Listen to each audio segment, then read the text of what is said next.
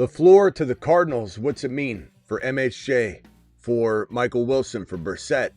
What's the situation going to look like in Arizona? Kubiak now all but locked in as the Raiders' new head coach. They can't officially announce anything right now, so this is all just leaking out as potential likely contract needs to get done, but we know that it is actually in the works and it will soon be announced as official very shortly. Just hang tight. Once the Super Bowl's over, we will know that Kubiak is the official head coach of the LV Raiders, which is what we've been talking up, predicting, and excited about for weeks now. We couldn't have drafted this up any better. This is exactly what we've called for. We're breaking it all down right here. The Fantasy Football Show, ladies and gentlemen. It begins right now. File on in. We got a lot to talk about. There's a lot of implications to all of this. The Fantasy Football Show begins now. Live from the FantasyFootballShow.com studios. It's the Fantasy Football Show. Live! Monday through Friday, 8 p.m. Eastern. Smitty is also live whenever news breaks. It's all falling into place. Our plan exactly as predicted. Now, we've got a lot to go over in terms of the Arizona Cardinals situation, but first and foremost, let's just very quickly hit on this Kubiak situation. First of all, if Kubiak does in fact land with the LV Raiders as we've wanted, as we predicted, this is the way that everything is shaken out over the last handful of weeks. Joe Brady, Bills head coach. Steelers, Mike McCarthy head coach. Jesse Minter, Ravens. John Harbaugh, Giants. And we'll talk about Kingsbury in a second, potentially being the new OC in New York, which is good for Dart. That's great. There's a little volatility there because Kingsbury moves around a lot, and he's certainly not there for the long term. But could he stay 2 years? Is possible. But if he has a great year, he's just going to move on at head coach. Kevin Stefanski, Falcons. Not good. But bringing over his OC Reese from Cleveland. So basically the Cleveland head coach and OC just moved over to Atlanta. It's better than it would be if Stefanski was calling plays. So that's the one solace we have, because Shador looked good. They threw the ball to Fannin pretty well and effectively. So there's some hope that this combo of Stefanski with Reese calling plays will not be as devastating as we initially were fearful it could have been if Stefanski had decided to be the play caller when he accepted that head coaching job. Dolphins, Jeff Hafley, horrible. Titans, Robert Saleh, I like it. I think we're all pretty excited about that entire situation. And then we have the offensive coordinator situation going on right here on this graphic here. So we'll break that down as we go. Titans get Brian Dable. So when you look at this and you say, okay, Robert Saleh, Titans defensive-minded guy, who's he have as his OC? It's very important. It's Brian Dable. So Brian Dable is the OC. That's a more important piece. Tennessee definitely on the rise, especially if they draft one of the young, exciting top two rookie wide receivers. So if they get Jordan Tyson or they get Carnell Tate, the Titans are looking very, very good in terms of their future prospects. And I do like that wide receiver in that situation with Dable and with Cam Ward more than I do like Cleveland. But I still would be behind any of Jordan Tyson or Carnell Tate, pretty much regardless of where they land, but there are better spots than others. We have Robert Saleh, like I said, Tennessee. Browns, Todd Monken, which is a really interesting situation. I like Monken a lot. I don't know if Monken has the support he needs to succeed right away. We'll see. Cardinals, Mike Lefleur, we'll talk about that in a second. And Clint Kubiak expected to be the Raiders head coach. That is pretty awesome. A lot of good, some concerning stuff. This is the Mike Lefleur. Cardinals hire Mike Lefleur, who's been around a while. He floated around in the Kyle Shanahan tree, then went over to the Rams, was their offensive coordinator, but he didn't call plays. So he's called plays before. He called plays with the Jets. He's been all over the place. But the exciting part, if we were to try and, I guess, create some sort of excitement for something that I feel is a little bit ambiguous, his ability to deliver, I think, in this Arizona situation is ambiguous. I don't think it's a lock that he's going to have success. But the thing that I would take from it is that he's pulling in Kyle Shanahan tree goodness along with also Sean McVay. But again, coming over from the Rams offense, not calling the plays, it's always wild to me that these positional coaches or offensive coordinators that are pretty much lame duck offensive coordinators because the head coach calls plays. It's amazing to me when they just get handed starting head coaching jobs because they literally haven't put in my opinion, the work that earned them that job because they were on a successful winning team. The Rams win. McVay's the one calling the plays. And what? You just promote offensive coordinators because they're involved? I mean, again, the good news is he has a little bit of a mixed bag from all different locations that he brings from two different very successful coaching trees, but we'll see if Mike Lefleur can do what he needs to do over in Arizona. Davis Webb, the QB coordinator over in Denver, is going to be promoted most likely to the offensive coordinator as Denver loses their offensive coordinator. So we'll throw that one over here. Let's see here. I'm going to put all the ones that I've talked about in the corner here. Cliff Kingsbury. The Giants completed an interview with former Commanders OC Cliff Kingsbury. This, again, would be great for the Giants because I think it does help Dart. He's air raid attack, throwing the football down the field. You're going to get neighbors, the football a ton into Cliff Kingsbury's system and setup. So not a bad situation. Kubiak will be a Raiders head coach. Can't wait. This is what Adam Schefter reported on it, that the OC, Clint Kubiak, intends to try and work out a deal to become the next coach of the Raiders. As basically this right here, this Mike LaFleur situation locks in Kubiak into LV. Arizona wanted Kubiak, and we did not want that. There's no part of me wanted Kubiak in Arizona as much as I did in LV. So this is exactly what we had hoped for. But the announcement of this makes us very well aware that the Cardinals were not in the running for Kubiak. Kubiak was not going to be an Arizona Cardinal head coach, and so they moved on to Mike LaFleur. So that pretty much set the stage for us to know that LV is going to be the place that Kubiak lands. Raheem Morris becomes a defensive coordinator over in San Francisco. Morris has ties to Shanahan. Probably a pretty decent fit. We'll see what Morris can do now that he has to dial back and just focus on defense again. Something that I think he's good at. This is the head coaching landing spots, as I just mentioned, so we'll go over that if anybody wants to discuss. Mike LaFleur, and then these offensive coordinator landing spots. We've got Pet Singh in Detroit, which is fantastic. Eric Bieniemy in KC, he's just a lame duck offensive coordinator. Mike McDaniel in LAC, which is glory for Hampton and Gadsden and Ladd McConkey. Brian Dable in Tennessee, again, is great for Ward and the wide receiver that they likely draft. Bobby Slowick in Miami. David Blau, Commanders, OC, who was brought up within. Tommy Reese, as we mentioned, in Atlanta. So here's everything. Bucks bring in Zach Robinson, who I do kind of still like. Even though, he had some troubles in Atlanta, I still think that, he's got some potential for sure. Declan Doyle, kind of a lame duck offensive coordinator type of hire again for the Ravens. I don't know that I like that. I don't know that I like the Declan Doyle hire for the Ravens. We'll have to process that, and what's that mean? I mean, successful team. Oh, what'd you do? Oh, Ben Johnson? You're under Ben Johnson. That's great, right? Well, what'd you do? Did you hold Ben Johnson's clipboard really well? Because there's potentially he grew from it. I get it. I mean, these coaching trees do deliver and create very, very productive offspring sometimes, but it doesn't lock it in. It doesn't make it a for sure thing. Slick Rick with the $10 super chat said, Smitty, Slick Rick still on planes, getting ready to shock the world with the Finns 2026. Great to hear your voice. Who do you like in the Super Bowl? Peace. Probably Seattle, but I'm definitely excited to just watch it without any skin in the game, to be honest. Big TD says, Kubiak is great, but Smitty, can you explain why you're low on Stefanski?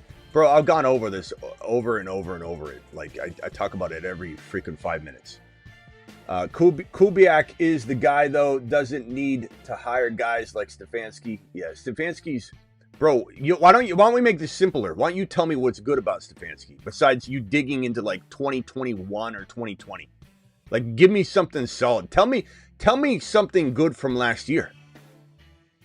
I'm waiting. I'll wait. Because, honestly, Big TD, you've got to tell me. You've got to sell me. I don't have to sell you anything. You got to sell me on why Stefanski's a good move. And you dig into last year only. Dig into last year only and tell me.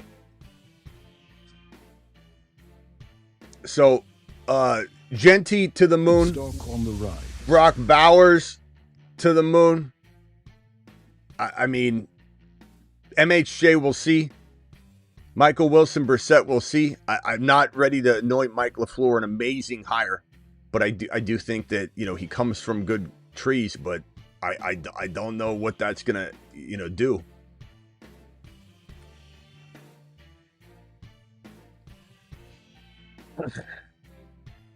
Let's see here. Phone lines are open. Call into the show. Call into the show. Not quite sure if the phone lines will work.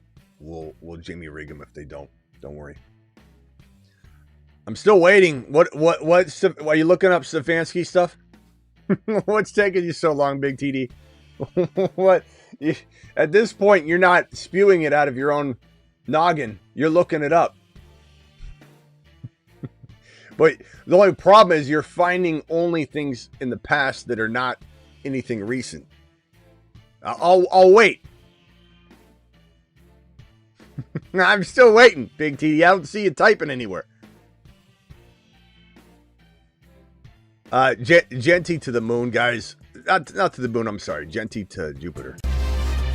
The Jupiter men. Jupiter is so large, every planet in the solar system could fit inside it. There are no bigger monsters than the Jupiter men.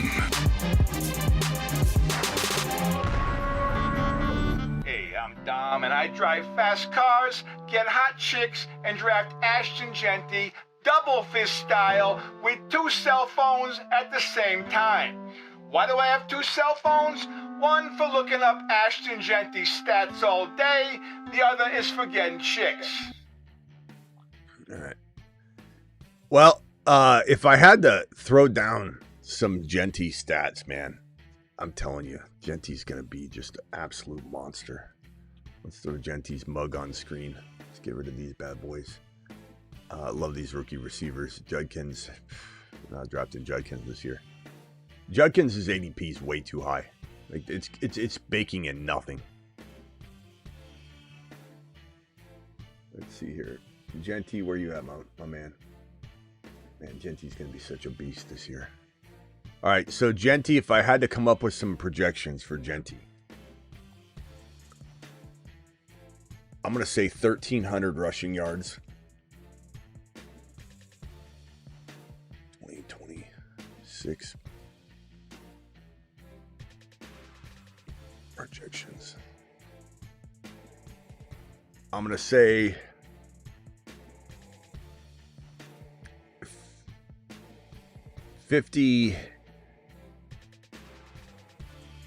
62 receptions, 450 yards. Let's call this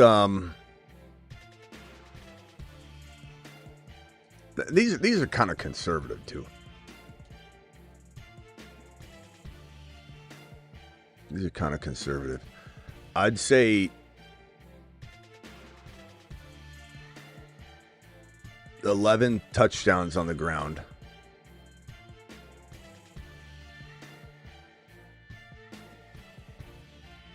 Let's go 12. 12 touchdowns on the ground. We'll go 3 touchdowns through the air. That's 15 total touchdowns. And 1750. And 62. I mean, I don't know about you guys, but this would be... Let's just calculate this up real quick. So 15 touchdowns times the 6 would be 90 points in touchdowns. 130 points in yards. 62 points in PPR, another 45 points in yards, right? So 90 plus 130 plus 62 plus 45 is 327 fantasy football points in PPR. Looking at this year's finishers from 2020 or last year's finishers from 2025, I'm going to pull up a PPR scoring leaders 2025 stats. We're looking at running back number 1 was Christian McCaffrey with 414. This would put him at running back 4-5. So this is a top 4-5 running back. And again, these are my bare bones stats. So 327 fantasy points. These are like bottom of the barrel. These are safe projections. This could be 1,500 yards. This could be 70 receptions. This could be 550. This could be 14 rushing touchdowns with 3 or 4 rushing.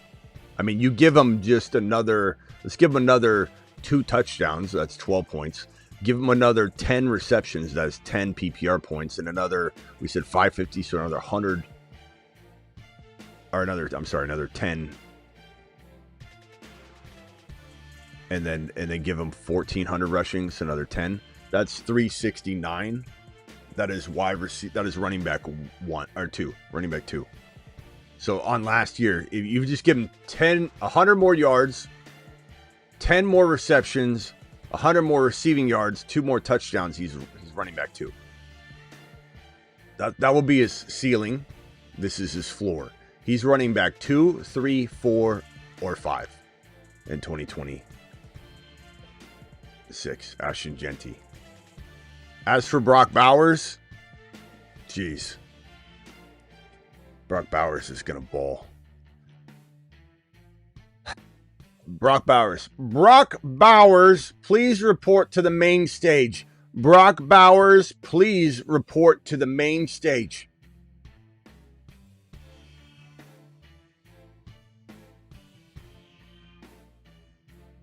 Travis, can you hear me? I don't know if I got to get the speaker out. I don't hear Travis, so let me get the speaker out. Hold on, Travis. Move this over. Switch that over. Boom. Okay, I can hear you. Hold on one second, Travis. Let me just project Bowers.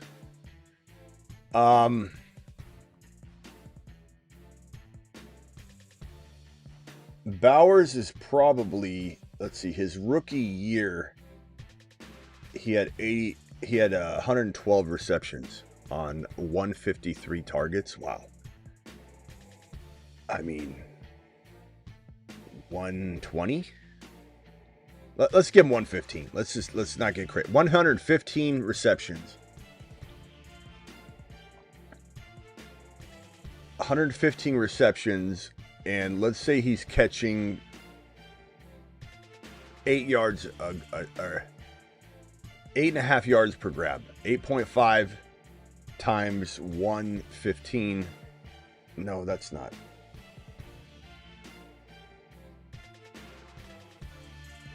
Let me see. Hold on a second. 1250 divided by 115, so 10 yards a grab. Okay, we'll go 1250. 115 grabs, 1250. His rookie year, he pulled in 5 touchdowns. Last year, he had a worse year by far, and he pulled in 2 more. He had 7. This is a 13 touchdown player.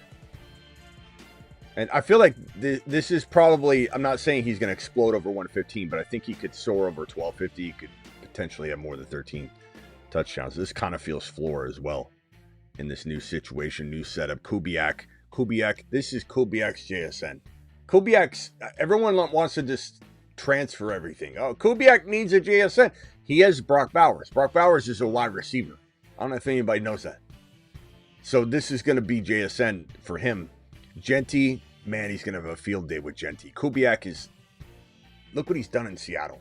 Look what Walker's doing right now solo. Look what Charbonnet was doing before Charbonnet tore his knee. He was balling out. And they did start to use one more than the other, which is why I think that the rushing attacks looked a lot more successful lately. And Walker's just been unbelievable. So this is what I'd say. Floor is probably 10 TDs. Ceiling's probably 15. I'm going to put him at 13 in the middle. I don't need to floor this, but this is, and then his floor is probably 1,100 yards. His ceiling is probably 1,350 or maybe more, but I'm going to put it at 1,250. Floor is probably 100 receptions. He says if he stays healthy, his ceiling is 120. I'm going to put him at 115. This right here, 13 touchdowns times 6 plus 125 for yards and 115 for receptions. That is 318 fantasy points. And according to last year, Trey McBride was 315. This will be even beating Trey McBride's 2025 campaign. So this is your tight end 1 or 2. McBride could outplay him, but give me Bowers' situation getting better than Trey McBride's getting ambiguous. I mean, call me crazy, especially at cost of entry. If we're talking cost of entry, there's no argument here. There's no argument. Like, cost of entry, McBride is going 9 overall, 10 overall, 11 overall. Bowers is going 17, 18, 20, 15. Bowers is the better pick. He's better than Trey McBride, cost of entry. If they both went at 15 overall, I would split it. But I do think Bowers is the tight end 1 this year. All right, Travis, you're live. Hey, what's up?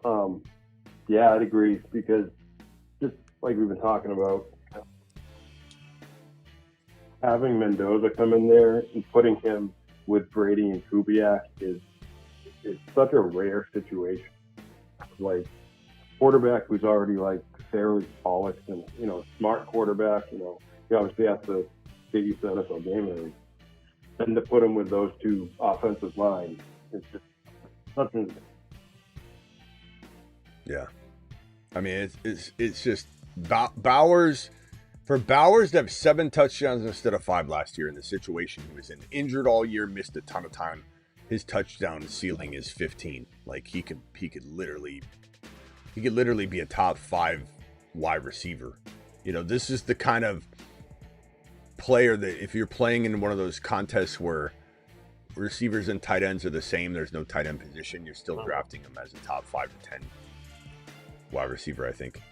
Or at least you would be in hindsight. But Jeanty, Bowers, now I've done a lot of projecting for the Raiders crew. So now that you're on the line, let's swing over to Arizona Cardinal projections with Lefleur, which we just don't really know. Lefleur's bounced around. He's been all over the place, but it's not like he's been tremendously successul on his own. He's just been in a lot of good environments. He was with the Jets. Nothing was great there, really.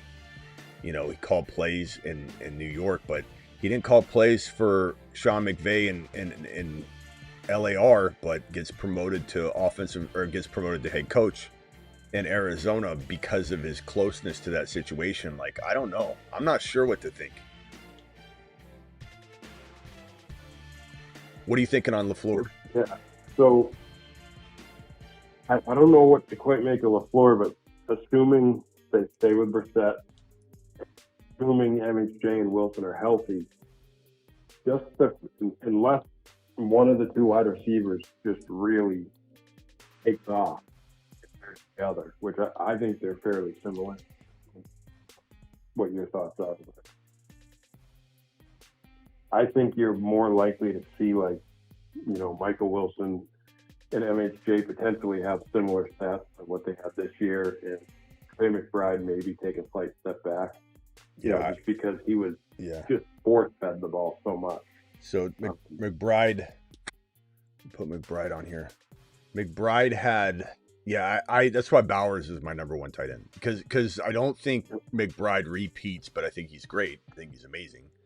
But I don't think he repeats because there's too many variables at play here. I've been doing this such a long time that while it's possible he repeats, the odds are just not great.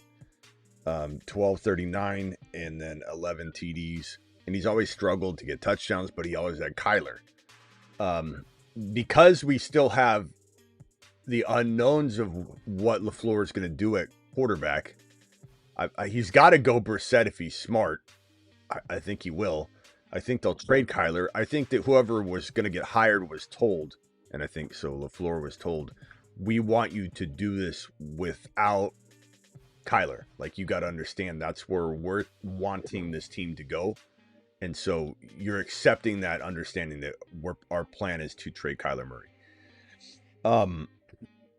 But because we don't have that set in stone right now, there's a vulnerability there, because Kyler is not good for McBride. McBride getting this number again, not crazy. Like, I think we're probably in the 8 to 10 touchdown territory and something along the lines of 1,100 yards and like 1,150, which is still good. And then 110 to 115, which is still great. But I just think there's going to be regression there. Yeah, it's good year. If both wide receivers are healthy, I think, and they spread the ball around. That's the other thing. So they can still just throw to one or two of them. And you have to figure you would think they'd have a better running back in there. That was the other thing too, is all they did was throw. I mean, Jacoby Brissett thrown like 40 times a year. On the safe side, I'd project like probably around that, maybe closer to even 100 for him. Then I think the bigger question is what the receivers do. I think you can still safely project McBride as a top 3. Yeah, I have him locked in it too, but and still a possibility he's the one. But I think if Brissett's not the guy, or if let's say Brissett because he's older and not necessarily proven, over the course of a long period of time, those players sometimes get hurt. This gets sliced, man. If you got no quarterback, especially if we got to understand Kyler went down and things got better. If Brissett goes down and Kyler's obviously gone, things don't get better. Things don't even stay the same. So if these are the numbers I project out of Brissett for McBride, given that MHJ and Wilson all produce, this offense is kind of an unknown for us. We don't know exactly what they're going to do. They might run a little more. Benson, is he healthy? Do they even draft a running back? These numbers get slashed if Brissett's out. We're talking like 80 to 90 receptions. We're talking about 900 yards, and we're talking 4 to 5 touchdowns if Brissett gets injured in week 3, and the Cardinals are literally a headless horseman at quarterback. We're talking about devastation. Now, I don't think it's smart football to be projecting, the injury to Brissett when it's not like it's extremely likely he's going to get hurt or anything. It's not like he's coming back from an injury. So I'd say that this is still feeling like, let's call it 110. This is probably what my expectation will be. Hopefully my expectation is blown away, but it would be this line right here for McBride, not this last 2020-2025 line. But this is what Bowers could do too as a floor. Agreed. Yeah. And I just say they'll throw less because Brissett averaged like over a 17-game pace. It would have been 40 times per game. That's unsustainable by winning football almost day and age with no running game. They were throwing from behind all the time and playing. They were getting into shootouts almost on purpose. So, and they weren't winning games. Obviously, they have the number. I think that'll be pulled back a little bit, but still, if he's throwing 35 times a game, he's playing. All right, My bigger thing is what do the receivers? How much do they take away from this? Well, let's project Michael Wilson. So Michael Wilson was on pace for. I think you calculated this the other day. Yeah. His pace was from, I think it was week 10. When did he get on his horse? Tell me I have a Michael Wilson graphic. Gosh dang, this is the one that he was on pace. From week 10 on. Well, I guess it was game 10, week 11. Oh, week 10. Week 10, yeah. When he started to get those targets then. Yep. He was on a pace of 179 targets, 113 receptions, 1528 for yardage. Say it one more time. The whole line again. Yeah, 179 targets, 113 receptions. The yardage would have been 1528. 11 touchdowns. So that's his pace from 10 on. Okay.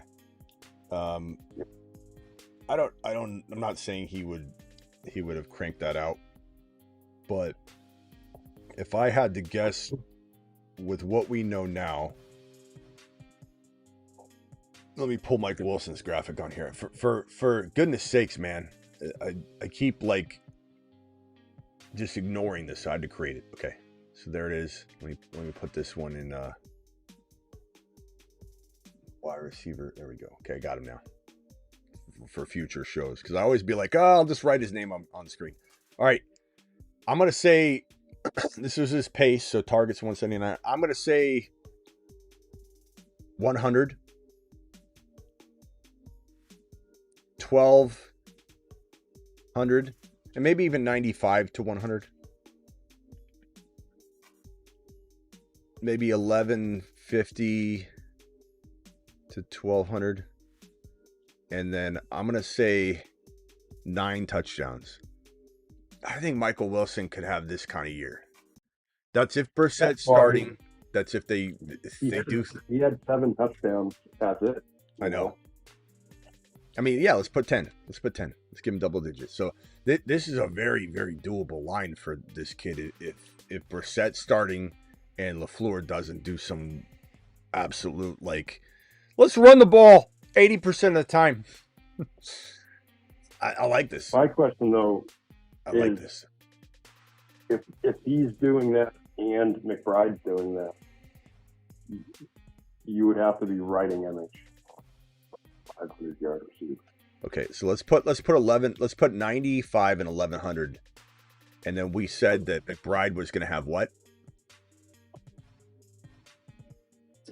12. We have 1200, and then we had 8 to 10 or whatever. So I don't know. 110, 1150. Okay, so 1200. So we're looking at 2300 yards here. That's only 2,300 yards so far if we add in McBride and Wilson, and then we're talking about, we'll call it 18 to 19 touchdowns. I don't know. I don't think it's that crazy to say. I mean, Brissett throws for like 300 a game. What if, in an ideal world, you could have MHJ doing similar things to what Devontae Adams did this year? Yeah. It's true. 700-800 guy, pushing like 10 double-digit touchdowns. Yeah. Probably. Well, but even so, body and he's playing that. And I'm not arguing that. I think you could be right, but even so, this 1,200 yards here, 1,100 yards for this is McBride down here, 8 to 10, 1,200. Let's say this is Michael Wilson, 1,100, 10. That's still only 18, 19 touchdowns and 2,300 yards, though. I still think Brissett's throwing for. I mean, what was he on pace for? I mean, Brissett had to have been on pace for 4,000 yards, if not a lot more. He was throwing for record, record-setting completion percentages. I mean, I wouldn't be surprised if it was 4,500 yards that he was on pace for it. And I'm not saying he'll do that, but he's proven, I think. He was on pace for 5,000. 4,768 yards with 33 touchdowns. Okay. So we're literally not even we're not even. You're going to run a lot more. I do, but I'm just saying we're at 2,300 yards, and we have so much in between that even if we cut it in half, yeah, the difference, in half. So if we met in the middle, Like if he doesn't throw for 3,700 yards as a starter, I'm shocked. You know, so you definitely have 800, 900,000 yards that could go to MHJ. So even if this was like, we'll call it 4,000 yards. 4,000 yards, instead of 33 touchdowns, he throws for 28. I mean, you still have 10 left over. I'm not saying they all go to MHJ. No, it's good. Yep. But I don't know. I think it's, but I think your idea though is probably a little bit more along the lines of realistic, where we have this, 67, 910 TD season at MHJ or something like that. That could be the case. I could see it. I could see that.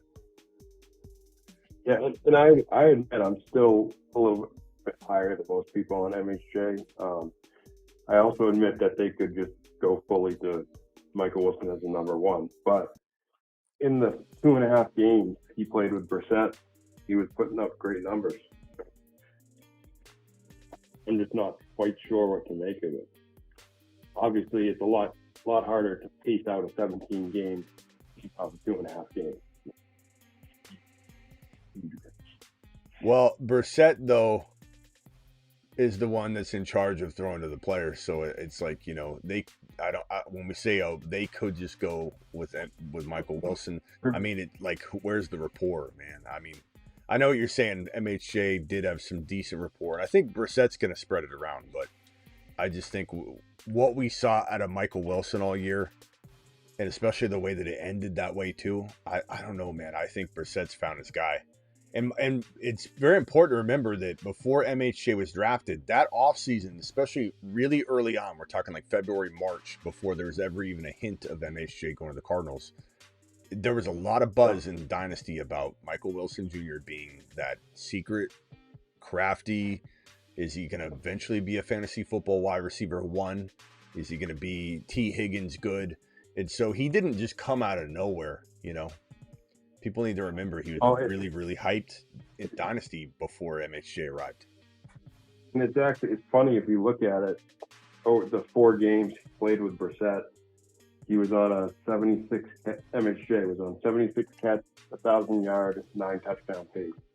So, you knock those numbers down a little bit to, like you said, 60 catches, 900 yards, 8 or 9 touchdowns. That might be on the right track.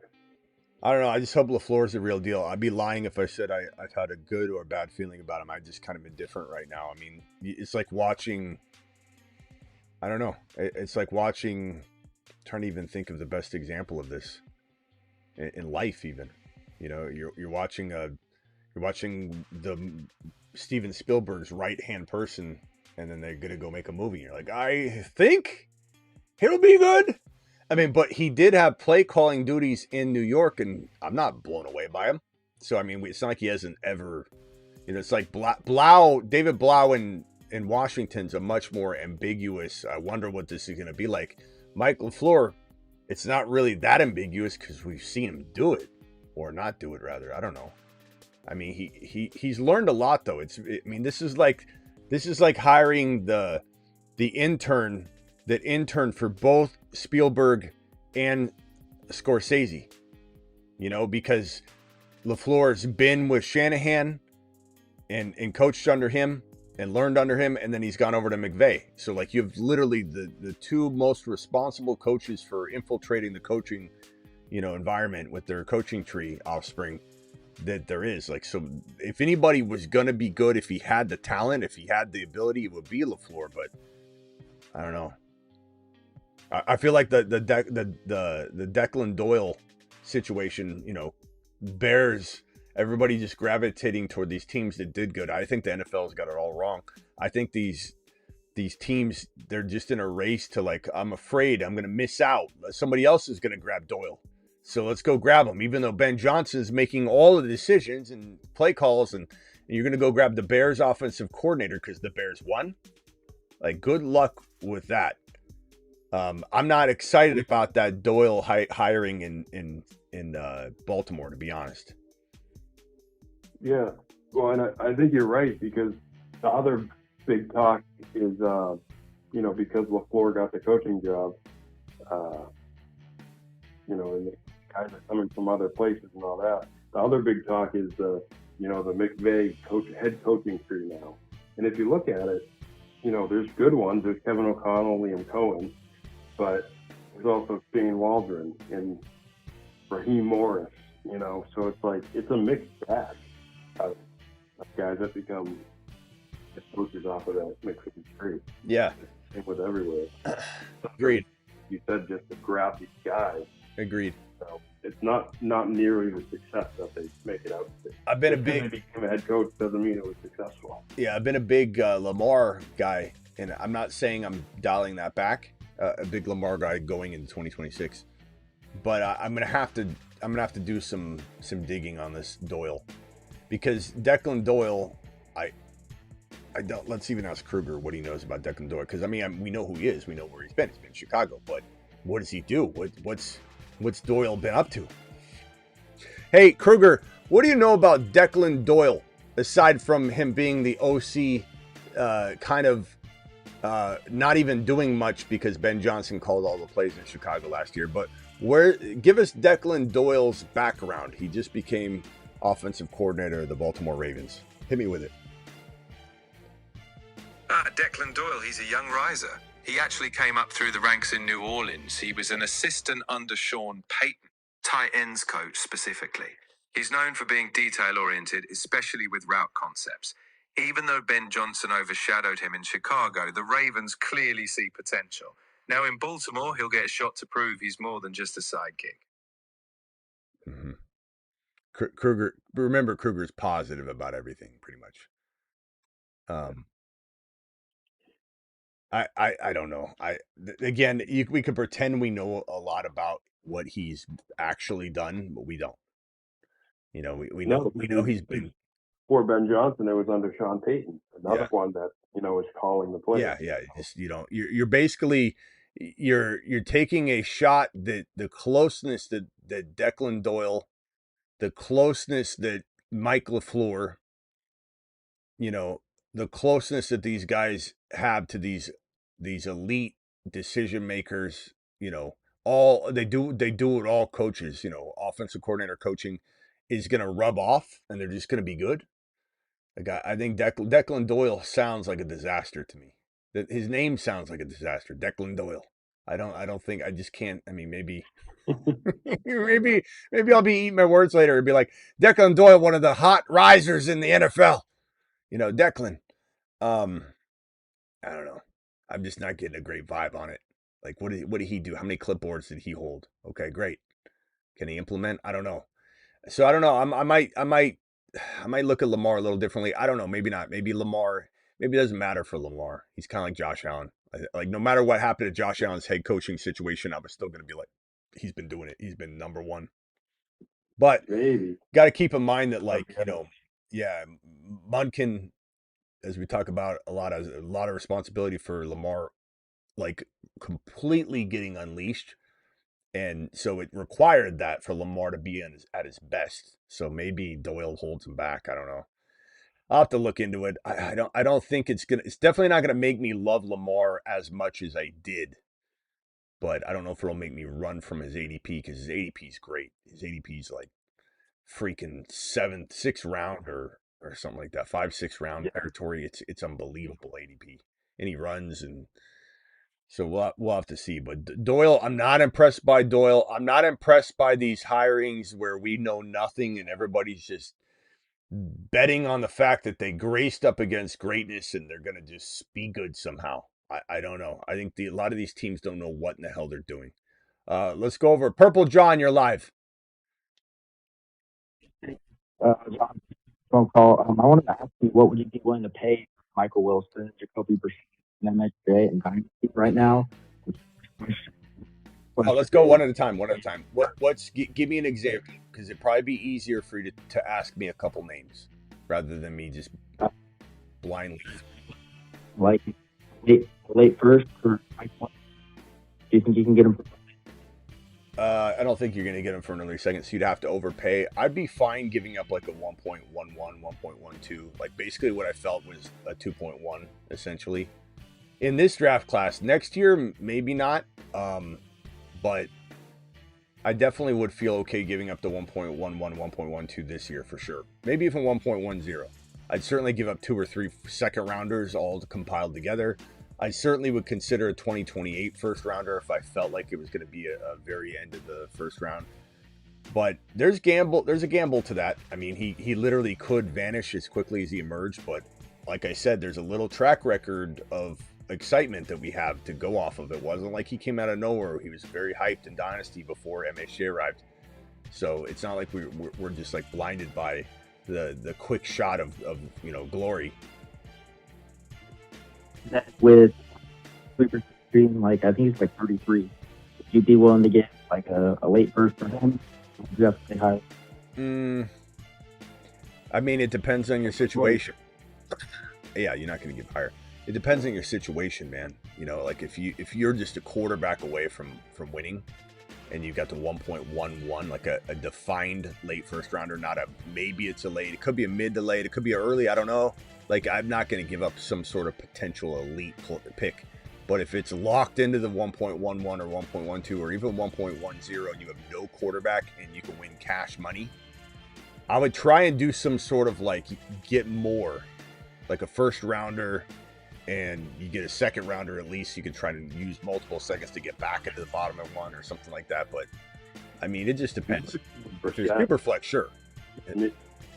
Yeah, maybe in like a non-super flex or something, get him as a throw-in in a deal, because most people that have Brissett, like I have him on a team, I have 2 or 3 other quarterbacks ahead of him, and like a lot of people, I'm sure, grabbed him to block another team at the end of the year like that. In one QB situation like that, get him as a throw-in. In one QB, yeah.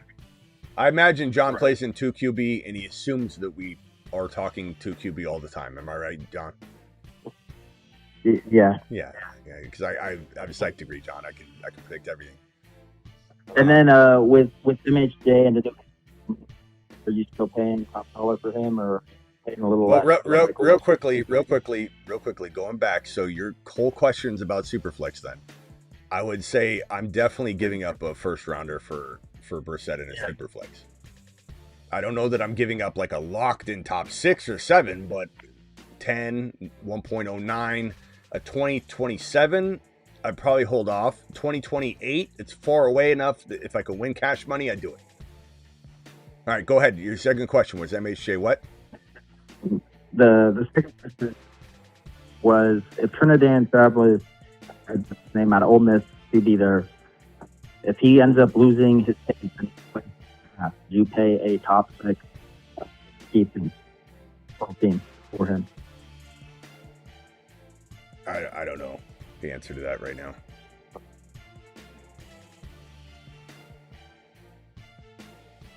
I mean, he's an exciting player. Yeah. I don't know. I think TBA on that one, bro. I mean, that's a lot of moving parts to that. I mean, you should have time. You should have time to digest all this too. And the one thing I'll say about quarterbacks too is there's always between January and it's February 1 now, but February 1 between February 1 and actual draft day, the quarterback ranking of the populace will be different than it is right now. Now that won't be Mendoza. A lot of times the 1 swaps out, and I'm not saying Mendoza's not the 1, and I'm not saying that in this case there's another quarterback that rises up. But we've been in very, very similar situations to this. Mendoza's the 1 overall, Cam Newton. And in that 11th hour, Cam Newton rose up and became the number 1 overall player in the mock drafts everywhere. And it happened fast. So I'm not saying that'll happen here. I'm just saying that we did see that happen when it was pretty clear cut at first. So we don't know who the QB2 is going to be. Even right now, probably this is the draft we have the most information and least amount of options to really figure that out. And I don't think anything's going to really change. But we did have for a while, you know, Dante Moore was supposed to be the 2, and then he went back to college. And so now it's Ty Simpson, but who the hell knows, bro? And I don't think Diego Pavia, who's freaking 5'5" probably in reality, I don't think he's, you know, he might climb in some people's minds. I don't even think he should be drafted. But there's just, it's hard to know who's going to be the QB2, bro, especially if someone else gets introduced into the situation real quickly. But like Travis said, exciting player maybe, but I don't know. Go ahead, Travis. You were talking on it.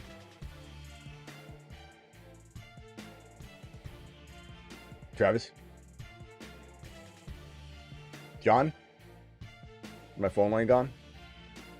Hello? Hello? All right, call back if you guys want. All right, anybody else have any? Oh, we got a super chat here from Sam. Sam, appreciate you, my boy. Late to the show. What do you think of Kafka now on the Lions with Petzing?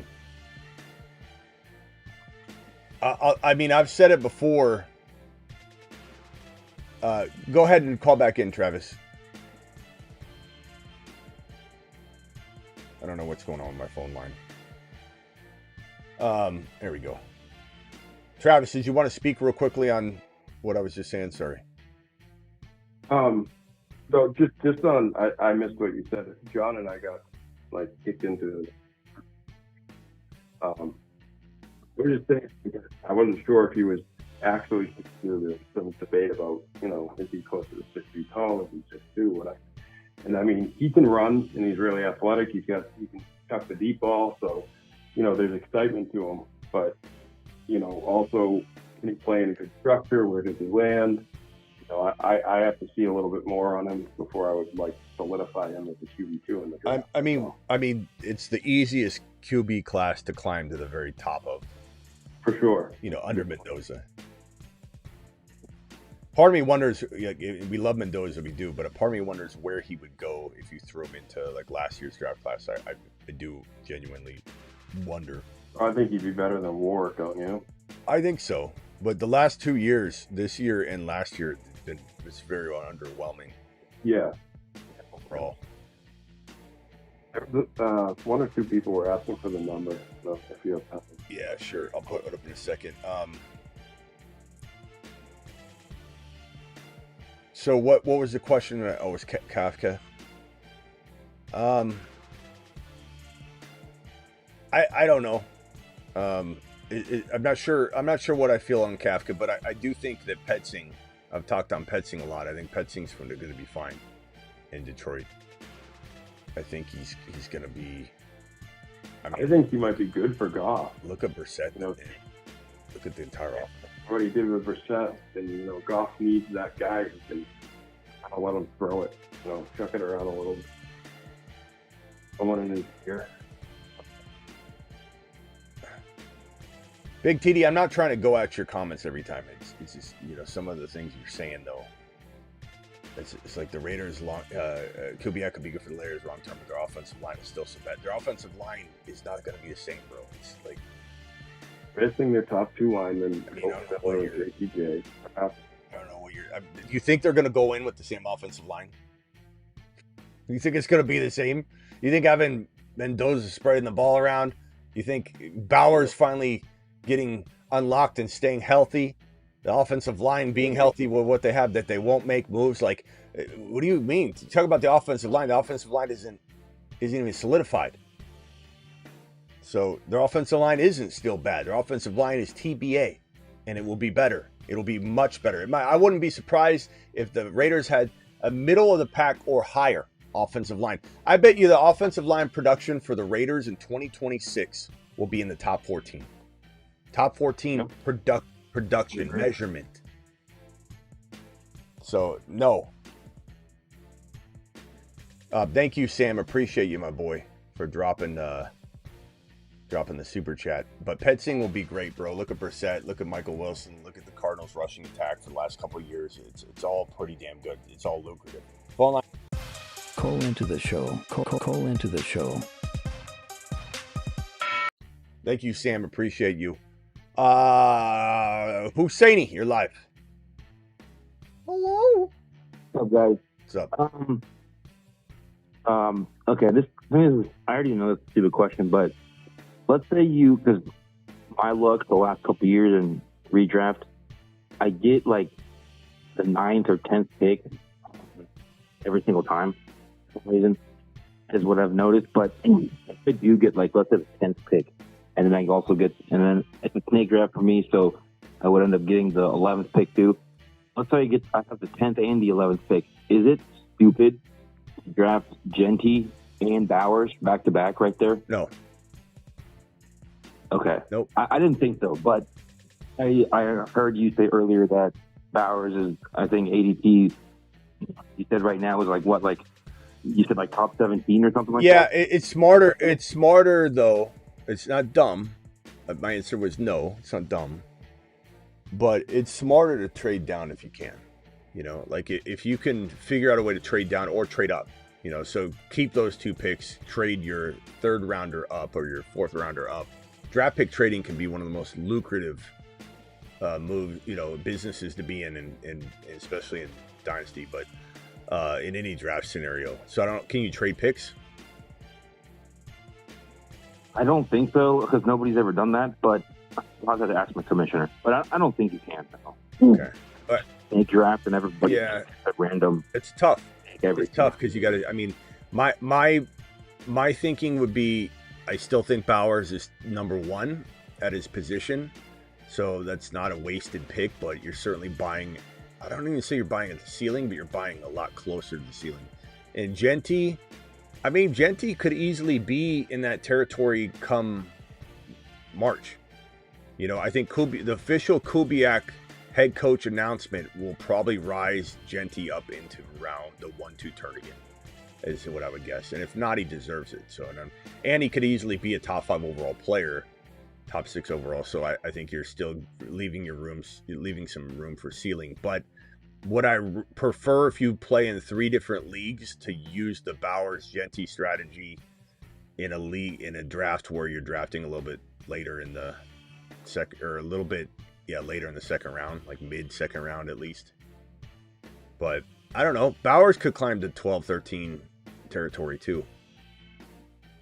Yeah, I think so, because like he's, like you said earlier, he's all. I mean, not all these people. I mean, there's McBride, but he has a really good shot of being tied 1. I'll just say it like that. And I feel like if he is tied 1, and then you said earlier, I heard that he's basically a wide receiver, which I agree with.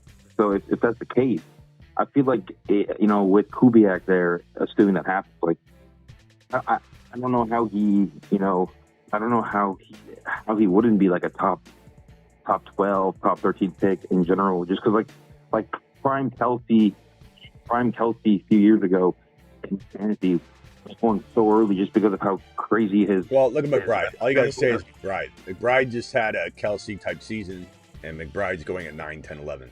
So what will happen is Bowers will play so well next year. He's 9, 10, 11. Yeah, I agree. And then the people who keep talking about, the old line, it's like silly. Like, don't let. You think Kubiak is not going to go in there, and obviously, for one, their O-line was really, really injured, and 2, their O-line's coach was just an idiot and didn't know what the hell. They were coached like it was nonsense. They were coached. Yeah, the coaching was awful. And so, like, obviously, Kubiak is going to bring his own people, and he's obviously he has his own brain, which that's why he's so good. That he's going to do the right things, and if there's maybe one lineman who's not going to be there next year, whatever, he's going to put the right people. They're going to have. Let me put it this way. O-line. Let me put it this way. For the people that really don't know what they're talking about, pay attention. This is the 32nd ranked offensive line. This is the top ranked offensive line. We'll call this 15. If this is where they are right coming off of the year, the Raiders, partly because they're coached like trash, partly because they're injured, partly because the offense didn't stretch the field, partly because Bowers was hurt, which then hurt stretching the field, which then it's cascading. Just even if they didn't touch the personnel, And Kubiak's personnel and all that changed, but the players, even if the same players played, they got healthy. Bowers got healthy. Just adding Mendoza and the coaching alone puts the same exact scenario, at least at the like 18 to 20 territory, without adding a single player, without doing anything. Just Mendoza, Bowers being healthy, stretching the field. The defense is now a little bit more honest, and you have solid coaching because these guys weren't told what to do at all. They didn't know what they're doing. We had 2 offensive linemen blocking nobody, and the 2 players that should have been blocked are completely freed up. You had players walking through the offensive line just like wondering if they're walking by caution tape, like all concerned, like there's nobody blocking me. Am I supposed to be here? And they walk straight in. Jeanty would be on the ground. They'd hand the ball to him on the ground. Like, that's what people don't understand. It's just, it's lazy. It's lazy. People don't get it. This is where they rank just from the quarterback, Bowers, and new coaching staff perspective. Now you got a whole offseason to draft, free agency. This offensive line is going to be right in this 15 range. And so much of it is about Bowers stretching the field, Kubiak, the system, and then now the offensive line. Kurt Warner walked into Arizona with one of the worst offensive lines in the league. His quick release, it fixed the. They didn't even need to do anything. His quick release, the spread out offense, fixed the offensive line like that. Not to mention they did things to it. They coached it differently, but that's what you're talking about here. Anybody that says anything different, they're just repeating what they heard. Oh, I heard it over here on another channel. The Raiders still are going to have a bad offensive line. The reason I like Jeanty, but they still got to fix their offensive line. In order to wake up tomorrow, the sun must rise. We know that, Steve. It's lazy. Oh, like the Patriots, for example, still don't have a great offensive line. Still plenty to be desired there. But they improved it, and coaching got better, quarterback got better. And that was enough for it to be Apple. And they're in the Super Bowl. Yeah. Yeah, I agree with all that stuff, guys. I just think that Jeanty coaching was so terrible that, I mean, it was just so obvious. Bowers. Like, you could tell the breakdown. Like, when they would, Raiders. as soon as, like I don't know, as soon as Gino would give the ball to Jeanty, like Smitty was saying the other day, he kind of was making a joke about it. He would literally get tackled before the ball even touched his hand. And then, you know, like you said, Gino would then give it to him when he's on the ground as a joke, obviously. But, like, that's how bad it was. Like, there's no way that... It was like Blue 32. The whole line is that bad. Like, these guys are still in the NFL. Like, if you coach them up right, there's no way that's going to happen. You know, it's not possible. It's all coaching. Blue 32. Hut hike. Tackle Jeanty on the ground. Hey, Jeanty, here's the ball. 3-yard loss. Thanks. Just wait. All the haters, everybody in here saying, but the Raiders offensive line. I heard it from another channel. Everybody in here saying that, watch them be nowhere to be found later. They won't be here. They won't be here talking about it. They won't be here talking about it. No, not to mention Pete Carroll was the offensive line coach, and they were holding meetings, excluding him. Like, that type of, like, you know, problems in the locker room alone. There's just so many different... It's 22-pound hammer, baby. All right, guys, if you want one of these hammers, go over to BAMF. You can see BAMF hammer. This is a 10 kg, which is 22 pounds. There's nothing better for training. This is like the best kettlebell in the whole world. Tell them Smitty sent you. I think if you use code Smitty, you get 10 or 15% off. But BAMF hammer, I'm telling you, I do arm presses with these, and then I turn it into a curl, and then do triceps, and then just turn it into an ab workout. And then the more you choke up on it, the heavier it is. Like this right here, to do anything with it one-handed, when you choke, you got to choke up on it, and it's a lot easier. Oh, it's crazy, man. This thing is the best. There's no better weight I love my core board. They're sending me the core board light. Should be here tomorrow, I think. But between the core board and this BAMP hammer, it's all you need. I wouldn't even want to go to the gym. You can hand me a gym membership and I'd say I don't need it. I'm just gonna use the BAMP hammer and the core board. Okay, Husseini, anything else? Nope, that's it. Thanks, guys. I appreciate you. Later. Yeah. Well, I don't know. Let the Raider doubters in here. It's so funny how badly they want the Raiders' offensive line to fail. We're the Raiders. Just watch. They'll not be. These are the same people that came at us with the H-hand stuff over and over. How many times did you see me having the same conversation I'm having with Raider doubters right now? How many times did you remember me having that conversation with the Kyron haters and the H-hand haters over and over and over? Or what about Monty? What about Monty? How is he going to affect Gibbs? We went through that over and over and over to the point of exhaustion. And you get the same damn thing going on now with but you can't fix your offensive line. The Chicago Bears just fixed their offensive line in one offseason. The Chiefs have fixed their offensive line multiple times in one offseason. Kubiak will fix the offensive line in one offseason. And if you don't know ball, you don't know ball, but stop talking about it. All right. Anything else, Travis?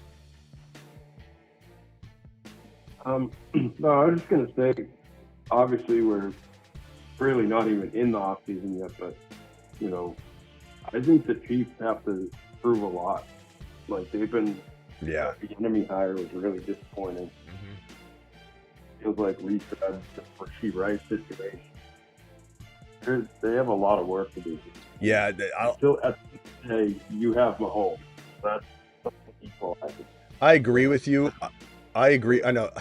Big TD, you still defending Stefanski? This KC right now is kind of tough because you're right, Travis. There's a little bit of disappointment vibe to this thing. They get rid of Pacheco and they reportedly are talking a big game of wanting to go out and get a running back, a big name running back.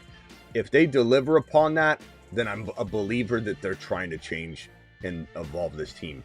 If they don't take a running back here, they don't take a wide receiver here, and they miss out in terms of big name Breece Hall or ETN, and they walk into the season without preparing at all to lose Rashee Rice, you'll see me preaching a little bit differently about the Chiefs this year than I was last year. But I'll still very much be behind the Mahomes late 7th or 8th round ADP. But definitely not feeling the vibes right now until they prove true to these things that they may or may not do.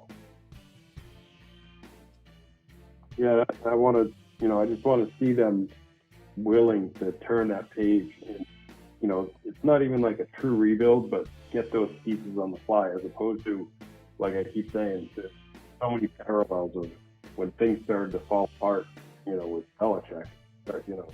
He was bringing back coaches that he used to have. And he, just filling in these players and not giving Brady that elite wide receiver because he has that same feel to it. And as a Patriots fan, great, but from a fantasy standpoint, I hate to see it. A waste. Couple Mahomes, everything.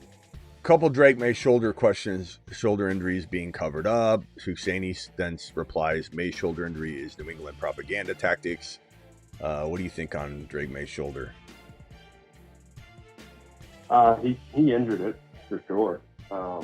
But I think with 2 weeks, unless there's, something really serious covering up, I think he'll be okay.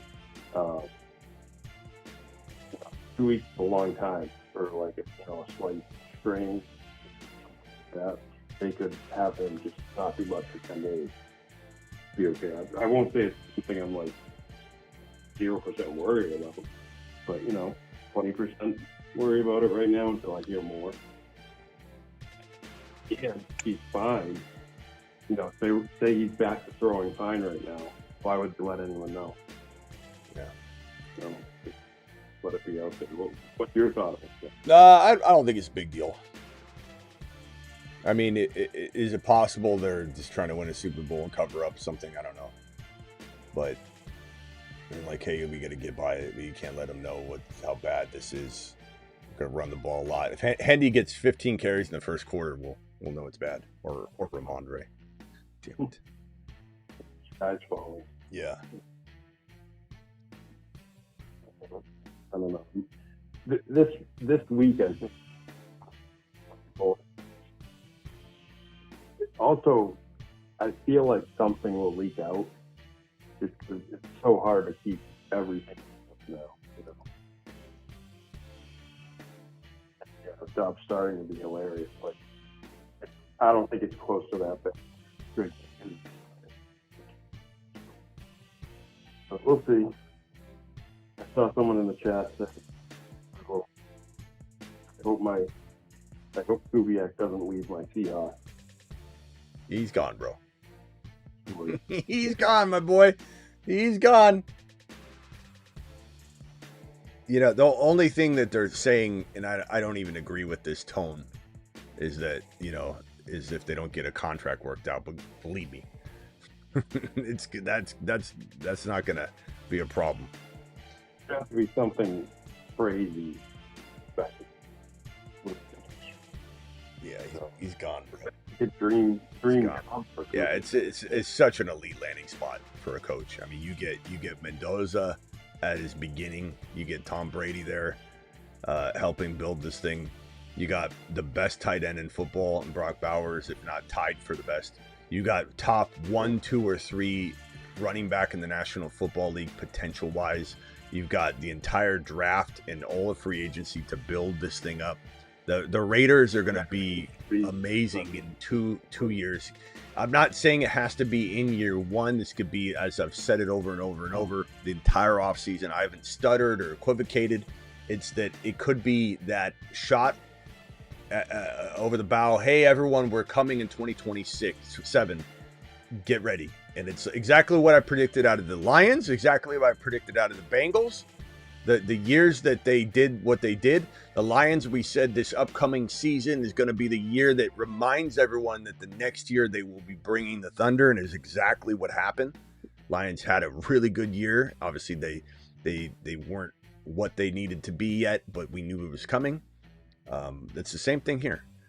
Bengals knew it was going to be an immediate turnaround, and it was. I don't know that the Raiders will be an immediate turnaround. The division's really tough. But this will be, everyone's going to walk out of 2026. Anything can happen. Look at the Patriots, how quickly that turned around. If the Raiders don't make the playoffs this 2026 season, everyone's going to be like, shit, they're coming for everybody next year. This team is going to be so good the next year. They'll have another draft and another offseason to build it up from there. So it'll be 2 drafts, 2 NFL offseasons, and a whole bunch of goodness in the rear view from 2026 season that Jeanty, Bowers, and not to mention, like, if they land an elite wide receiver in free agency, if Mike Evans steps over and reunites with Tom Brady, you know, like that all of a sudden you're talking about this year. Like if Mike Evans and Tom says, hey, come here, pal. And Tom and Evans, you know, link up here in LV. It's happening now. It's happening immediately. That's just the nature of, you know, getting that big name receiver. Could they make a trade for AJB, BTJ, Adunze, Wandell, sign him, Dobbs, Pierce or Dobbs is good enough with Bowers. Right. You know, like you could get by with that. It's nothing wrong with that. All right, final caller. You just called in here. Big T, go ahead. Yes, Smitty, I came in here to... Go ahead. We're all ears. Let's hear you backtrack. Yeah, man, I mean, well, because you're super high on Clint Kubiak as a first-time head coach, and I just want to first hear why you're so down on Kevin Stefanski with the Falcons. I've already gone over this and over this and over this and over this and over this and over, like every show. So it's like it's boring to everybody else because they hear it. They hear me talk about it constantly because you aren't caught up. Now they've got to suffer through hearing me repeat myself. Look, bottom line, quick Cliff Notes version. He's had his play calling duties stripped from him twice. One was last year. And thank God Reese is going to be calling plays, because Reese was calling plays pretty successfully at the end of the season with what they had to work with. And Stefanski screwed up his quarterback situation the entire year. He doesn't know what he's doing with that. And you walk into a situation where Penix Jr.'s injured. Hopefully he's ready. You got the Kirk Cousins situation. Who's the backup if Penix Jr. isn't ready? You're giving an ambiguous, problematic quarterback situation when he proved he's the most incompetent quarterback decision maker in the National Football League. Like, what more do you want? And you're going to dig into previous years of he had a good record back in 2020. What are we talking about, bro? Give me a pro. Give me some pros besides digging into the distant past. Well, what's wrong with digging into the distant past? Give me some pros. Give me some pros. He had Alex Van Pelt back as the quarterback coach for Baker Mayfield. Talk about last year. Talk about last year. Playoffs. Talk about last year. What did he do good? Did he do anything good? Talk about last year. Because he got hired based off last year. It's very well noted and very well reported that Deshaun Watson was not Kevin Stefanski's decision whatsoever. Kevin Stefanski did not want him. Jimmy Haslam and the general manager wanted Deshaun Watson, and because of that, they absolutely destroyed their cap. So he has no multiple years and had 0 first-round draft picks. So he does what he's told. How is Stefanski supposed to build a team around Deshaun Watson ruining that team? Okay, so then he decided to go. Let's go in my own direction. Let's go get Dylan Gabriel. Dylan Gabriel, it was only meant to be a backup quarterback. He is specifically drafted to be a backup quarterback. He did not draft him to be a starter. Then why did he start for so long? And why did he put in Shedeur? Because he hates Shedeur. Because he set Shedeur up for failure. Bro, it was clear as day Shedeur was the best quarterback on the roster. Clear as day. And it took him until the end of the season to figure that out. And what did he do in his first game? Made him go out there without taking a single snap with the starters at even practice. This guy's incompetent. What are you talking about? Did you hear Aditya, I don't know how to pronounce the last name, but she was a Browns beat reporter. And she did a lot of research while Kevin Stefanski was coaching the quarterbacks, and they had specific training regimens for both Shedeur and Dylan Gabriel. They were very dedicated training regimens for both of them. They're both bad. Shedeur and Dylan Gabriel are both bad. Like neither one of them is going to be a significant starter. He drafted them. He drafted them to be his starters, bro. To be starters. Yeah, you don't take quarterbacks in an NFL draft not anticipating that they'll be your starter when you don't like. Do you hear what you're saying? He doesn't like Watson. Watson wasn't the guy. He never wanted Watson, and he drafted 2 quarterbacks, and you're telling me that he's not drafting them to start.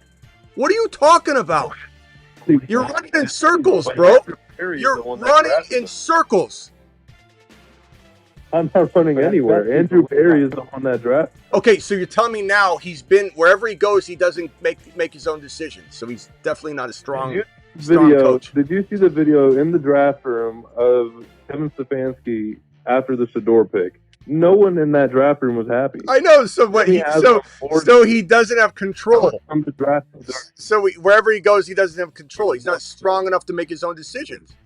Like, what do you, bro? You're just going in circles, man. He drafted two quarterbacks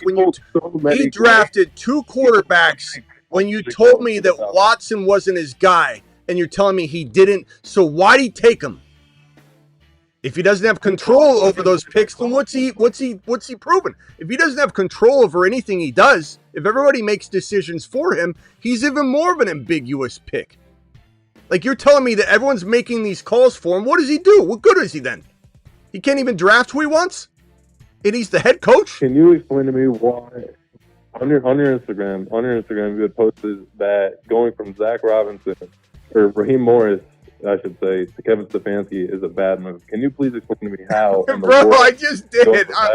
Big T, to save yourself a little bit more of this, I'm just going to disconnect it because everyone's unsure what you're saying here, bro. I've already explained it.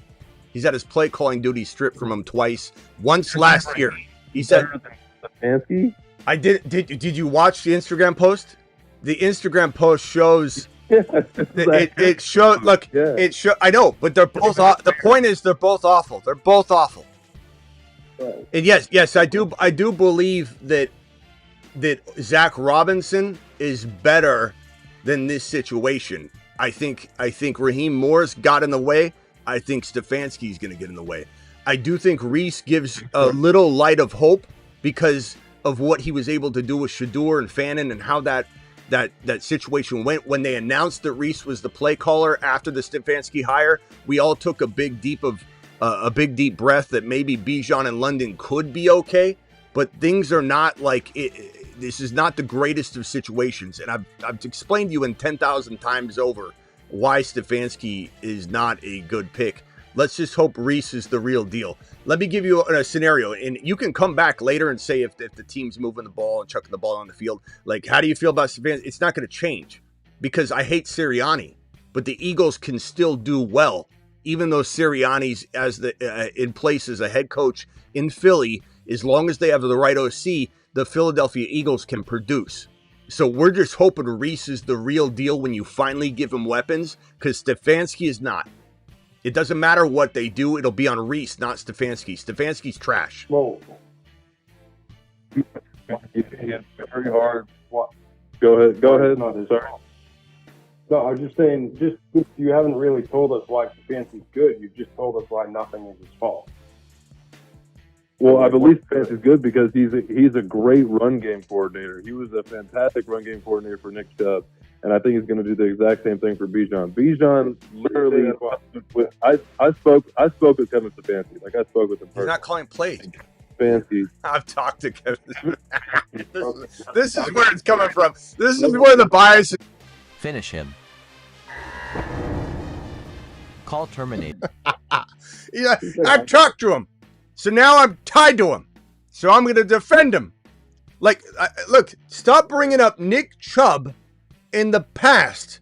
Not to mention, if Reese is the play caller, then it doesn't even matter. Talking about Stefanski and the run attack. Well, but Arthur Smith was a great run coordinator. He had Derrick Henry. Derrick Henry, Nick Chubb, John Robinson. You hand the ball to these guys and say, "Go ahead." I met Stefanski. Damn it! That's like when I had Hugh Jackson on, and I trashed AJ Green when he was on the show. For those that don't know, the head coach Hugh Jackson came on, and we were arguing back and forth about whether Jamar Chase was the right pick. And I was like, AJ, he doesn't have any receivers. He's like, AJ Green. And I'm like, AJ Green, coach. AJ Green is washed. He goes, oh no, he's not. He's still a good football player. I'm like, coach, I don't think so, pal. Just because you knew him doesn't make him good.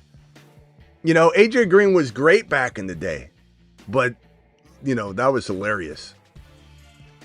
I didn't want to hear the rest of your opinion because you were cooking. No, I was trying to save you, Big T. Ask the chat if you were cooking. Chat, put an X or some sort of emoji to represent that he wasn't cooking or that he was cooking. Because the moment you said, no, I've met Stefanski, the moment you lost all credibility in your unbiased argument. Not to mention, you haven't said a single thing. Not one thing. You've been on the phone. I gave you a lot of time. On the phone, you said not one thing that was supportive to Stefanski. Only, just that it wasn't his fault. It wasn't his fault. I mean, he wasn't the one in charge of his quarterback room. He wasn't in charge of his quarterback room. He wasn't. He didn't draft these guys. Well, then what good is he, bro? What evidence do you have? Go ahead, Big T, real quickly. Hurry up. But yeah, I'm back. Yeah, because you aren't cooking nothing, by the way. Like you were coming at Stefanski. I had to defend Stefanski first. So because he's your friend. I was gonna say. No, Stefanski. Listen to me. Stefanski runs gap. Him and Bill Callahan run gap. Bill Callahan is a legendary offensive line coach. He worked with the Cowboys, the Eagles. He's a very good offensive line coach. They run gap run. Bijan Robinson ran a ton of gap runs at Texas. And Bijan told Stefanski... Bijan. He goes by Bijan now. He already changed it. You're getting his name wrong. It's Bijan. He already corrected it. No, it's Bijan. He already corrected it. His mom calls him Bijan. Bro, he already corrected it back. He corrected. So call him by his actual name. No, No, go ahead. You're losing credibility again, bro. Go ahead. Hurry up. You're trying to distract. Hurry up. Way to pronounce Bijan's name. No. There you go. Bijan. That's right. No, it's Bijan. Bijan. He Say it right. Gap run. Bijan is very good at gap. Say it right. It's Bijan. I'm going to keep interrupting you. It's Bijan. Stop it. Zach Robinson ran wide zone runs all the time, and it was good. Bijan had a great Bijan. season, but he's very much looking forward to goodness. Be real, Bijan. Go ahead. So you're trying to you're telling me to defend the fans. I know, but you keep saying it, so we're just we don't. His mom doesn't know Shiat. He says he's Bijan. You know, Alvin Kamara's mom calls the last name Kamara, and Alvin Kamara calls his last name Kamara, and Kamara's already made that known. So moms don't dictate how their son's name is pronounced. By the way, go ahead, keep going. We're waiting. The point being is this is about Bijan Robinson. Bijan. Oh my! You know what? Just to make you happy for me, I'll say Bijan. Okay, well, fine. Call him Robinson. Call him Robinson because you're having a tough time on this one. Oh my God. Bijan, he wants to run gap runs, and Stefanski and Bill Callahan are very good gap run play callers. You said this. Exactly, and so this is a pro as to why I think the Falcons' offense is going to be good. The reason I was like a little confused by your take is the fact that you think Kubiak is going to be this like god tier. Bro, he's in the Super Bowl. Raiders. He's in the Super Bowl. Bro, this is getting embarrassing for you. I'm just letting you know it's getting very embarrassing for you. What's embarrassing? I could say the same thing about you. No. Talking about Harvey last season, you thought Harvey would be a top 10 running back. Harvey's amazing. Everyone loves Harvey. What are you talking about? Harvey's more inefficient than J.K. Dobbins. And you were bro, ask anybody in here if they think Harvey was bad. I don't think he's really bad, but I think he's just like the next Rashad White. Okay, well then you're by yourself again. The chat still doesn't agree. Now you've just made it worse. You've just made it a lot worse for you. Just made it worse for yourself trying to rip on a guy that's been remarkable. Like, what do you rank in touchdowns, Travis, on the year for all running backs? Like, Harvey had a pretty good year. They unlocked him later than we want, but what do you have, 12 total touchdowns, bro? You're trying to rip on Harvey? You're ruining all your credibility here. Dobbins for his efficiency. You're ruining all your credibility, bro. Kubiak's in a Super Bowl, and you're saying, "What, you think Kubiak's just going to come in?" Horrible. Kubiak's just going to come in here and do good? Yeah, he's in the Super Bowl, and he's the play caller, and he's in charge of the entire offense. I think he's going to be great. I think Kubiak's going to be great. Now he's great. You think Kubiak? Finish him. Call terminated. You're not proving anything. I got to go. You're just running in circles. Talking bad about Kubiak. Now he's great.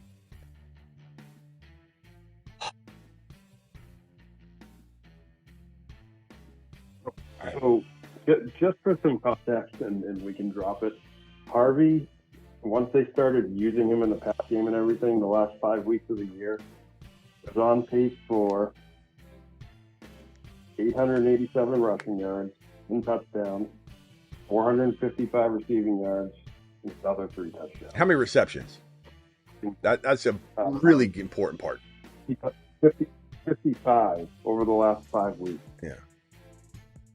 And no one's saying that's the number one running back or anything, but like you come in saying, "Oh yeah, you're embarrassed. Harvey's your offspring. You should be ashamed of yourself, Smitty." All right, I've had enough of that conversation. Look, no one is, and again, I can't wait for Big T to call in. If Reese ends up being, which we've left an open door for, if Reese ends up being the real deal, and he turns this offense into what we hope he can, which is what we have a hopeful, mindset for, since he's been anointed the play caller, and he did what he did with Shador and Fannin only. He had an injured running game at the end of the year. The only concern I have is Reese didn't have his quarterback throwing and checking down to his running back, but Penix Jr. is going to decide a lot of that, assuming he'll be healthy. And Stefanski handling the personnel, Stefanski making sure that the quarterback room was prepared and backed up and ready. Those are the things that concern the hell out of me for London. But if Reese is the real deal, I can't wait till someone like Big T comes in and goes, now what do you think of Stefanski? I'm going to be like, I don't think anything better of him. I think he's trashed. I think Reese is doing a great job. Sirianni and Stefanski, if they get the right offensive coordinator, maybe they'll be okay because these are delegators in chief. That's what they are. So let's hope Reese is the real deal. Let's hope he's the real mother-freaking deal. And there's a possibility that he is. All right. Anyway, Travis, anything else?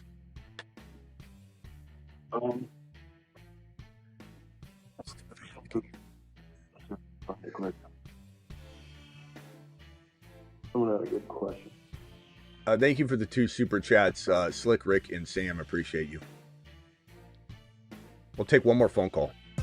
Call into the show. Call into the show. Well, Travis digs into his bag for one more question. I'll go to the phone line one more time. Real question. Will the Titans keep Calvin Ridley or move on? I don't know, bro.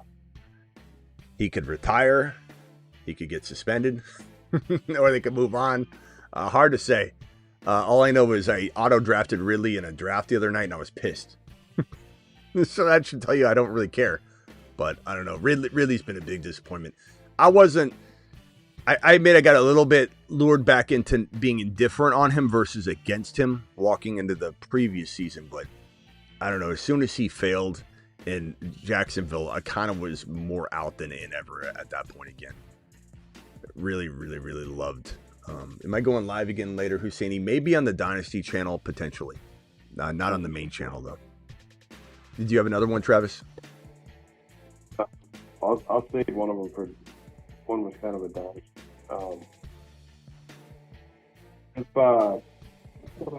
One thing we were talking about last night, I meant to ask. If Tate and Tyson both end up in bad places, do you prefer Tyson, did you say, over Tate slightly? Like, say, I think it's two of the worst places they could end up. All right, drop them. Go ahead. Let's start with Tyson. Tyson Tate. Give me a landing spot.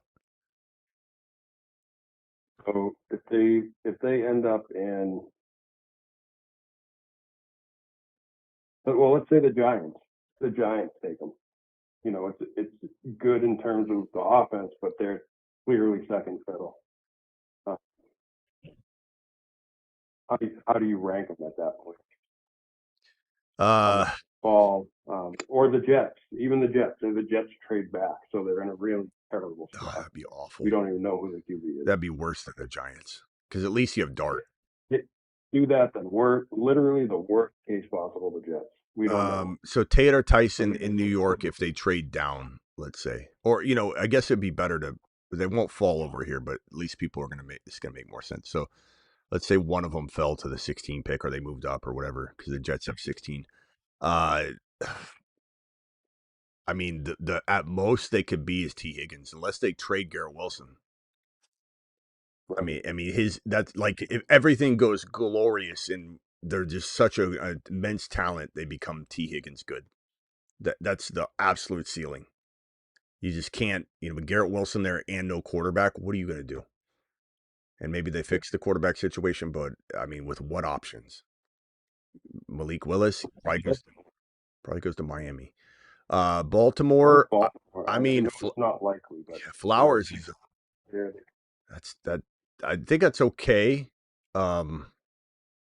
I think Flowers can be stepped over a lot easier than Neighbors or the Jets quarterback situation with Garrett Wilson. So this would be better.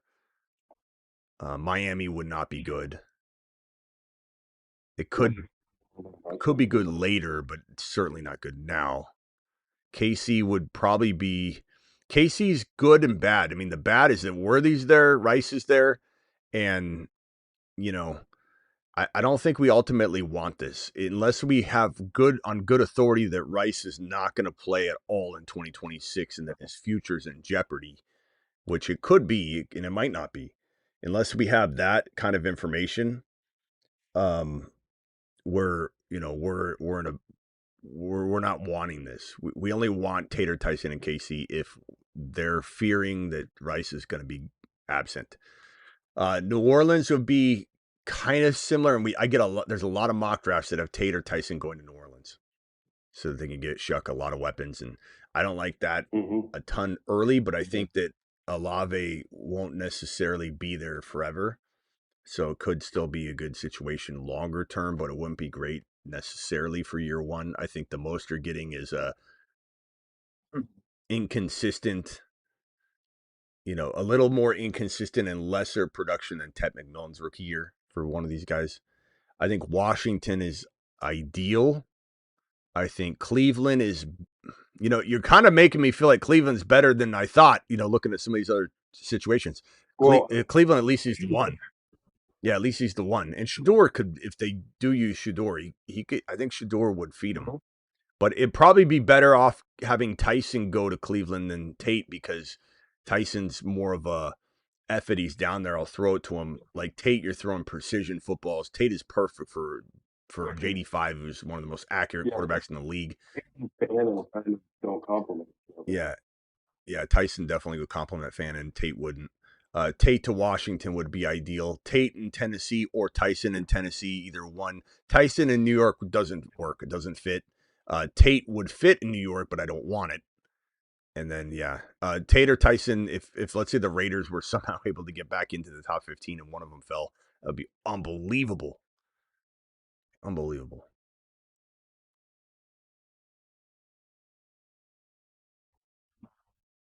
He brings up a good one. What's your thoughts on Worthy next year?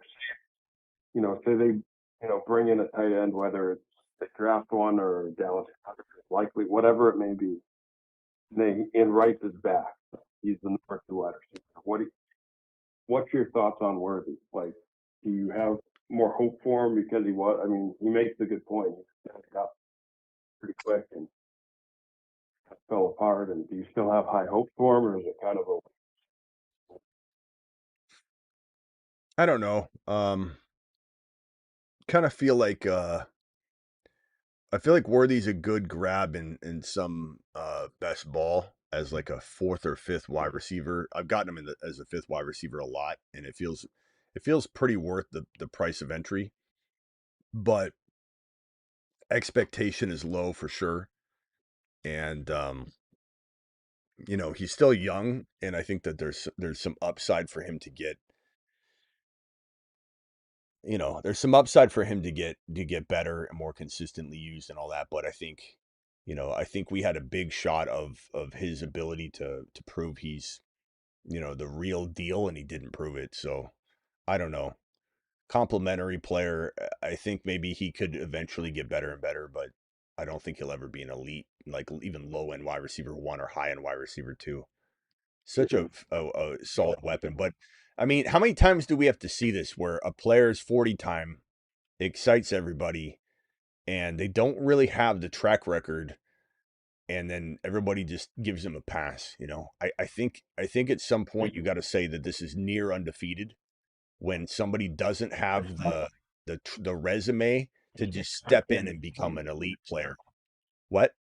Yeah. I said, and especially like Worthy, like a chunk of the excitement was he was going to be with Mahomes and and be with Reed, have ways to use them. It just like come to fruition. Obviously, Golden is the newest one. I know too, but we'll see what he does next year. But I don't see a top 10 wide receiver coming back. I don't even know who's Matthew Golden. Oh, he's that guy that, hey, he did good at the end of the year there for a split second, but this is a guy that everybody expected to be the number 1 wide receiver in Green Bay. But we said, what do you think is going to happen here? I loved everyone's argument for that situation. It is like Green Bay, they wouldn't have spent a first rounder on him if they didn't believe in him. This is a team that has failed to draft a wide receiver in how many years straight? And you're expecting them to be good decision makers on something they know nothing about because they haven't done it in decades. Like, okay, that makes a lot of sense. And then on top of that, they draft the worst rated wide receiver first round wide receiver, I think, in years. If you look at his draft prospect profile, comparatively to his draft selection, he was reached on like crazy. This was not a first round player. And the Green Bay Packers completely crapped the bed the first year they decided to step out of their comfort zone and draft a wide receiver. It's so easy to see coming. Not to mention they're a team that never focuses on using one wide receiver properly because Jaden Reed actually is at least a low-end wide receiver one. They just don't know it.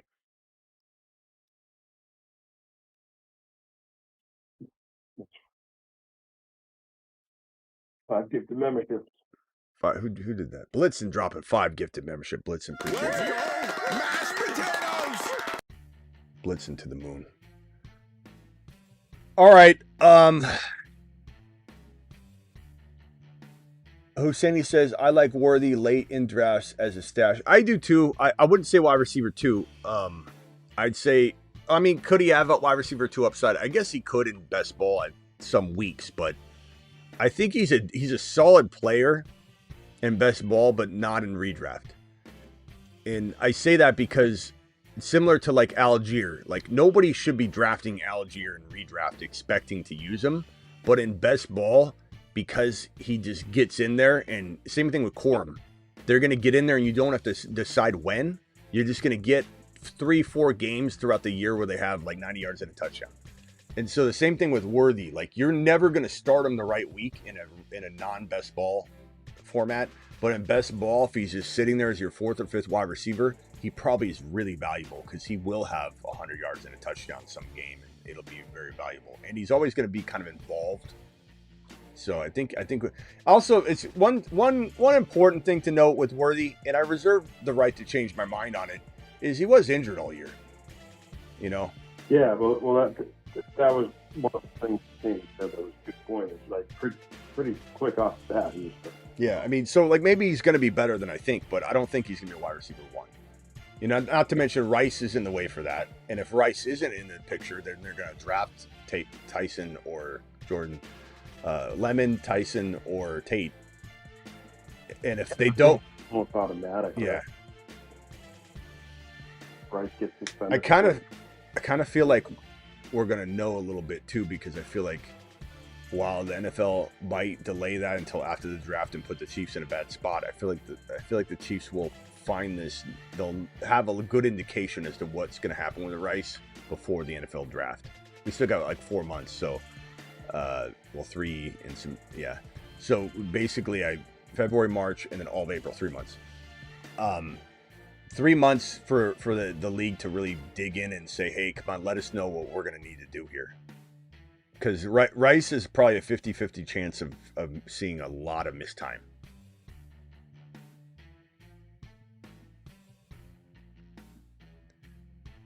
All right. Anything else, Travis? No, I think that's all. I'll be back if you go live on Dynasty. All right. Later, bro. Thanks, Smitty. Bye. All right. I'll see you all later. Appreciate you all. Did Rice do something? Yeah, man. He's in the news again. His domestic situation. Really, really bad. All right. See you all on the Dynasty channel. If anybody wants to hit the Dynasty, let me see if there's anybody over on Rumble that's dropped anything lately. We got Hag over there. Hag, appreciate you over on Rumble. It seems as many of these teams have fixations on the guy giving the interviews, unless I'm incorrect. What are you talking about, Stefanski? Yeah, I don't know. Thank you, Hag. Appreciate you kind of holding it down over on the Rumble chat tonight, my boy. Hag to the moon. Guys, here's the Dynasty link. I'll drop the Dynasty link first in the Rumble chat. Hag, here's that link in case you don't have it already. Make sure you're subscribed. Hag to the moon. Hag to the moon. And then the YouTube chat. This is in the links in the description for the Rumble channel. Make sure you're subscribed to that. But also subscribe to this Dynasty link right here. Do it live. Big T, you're embarrassing yourself again because I just explained to you that the hope is that Reese saves Stefanski. I can't wait till you come back, and if they have a good year, you think you're going to get some flowers on Stefanski. I can't wait. Come back, please. We'll be waiting for you to hang up on you're going to get hung up on again.